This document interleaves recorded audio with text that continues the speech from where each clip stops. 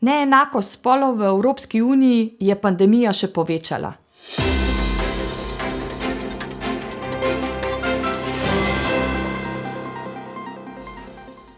Dobrodošli v stoječih evropskih novicah.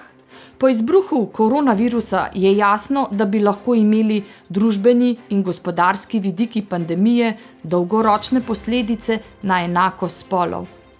Doseženi napredek je ogrožen, poleg tega pa bi lahko situacija potisnila v revščino kar 47 milijonov deklet in žensk po vsem svetu.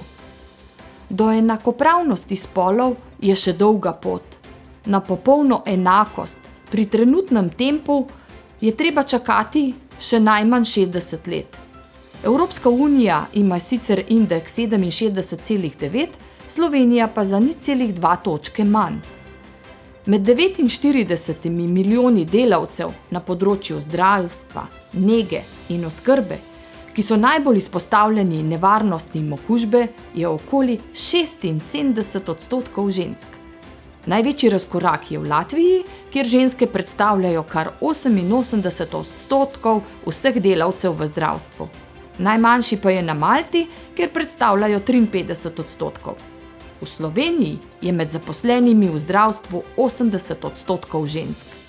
Poleg tega ženske predstavljajo velik delež zaposlenih v nujnih storitvah od prodaje do varstva otrok.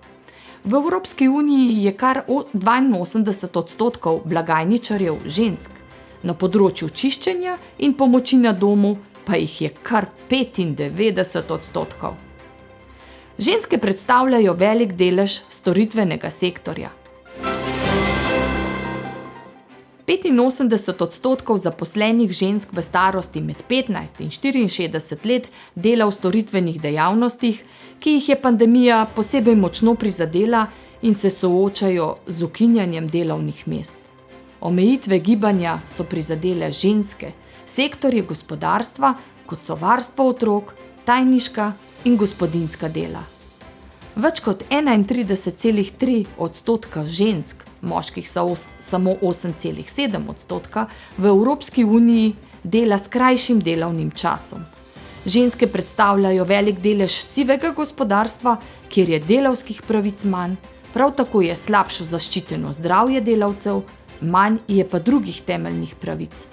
Prav tako je velika večja verjetnost, da bo ženska prekinila delo, da bo lahko skrbela za otroke in sorodnike, med omejitvami gibanja pa so ženske morale pogosto kombinirati delo na daljavo in skrb za otroke.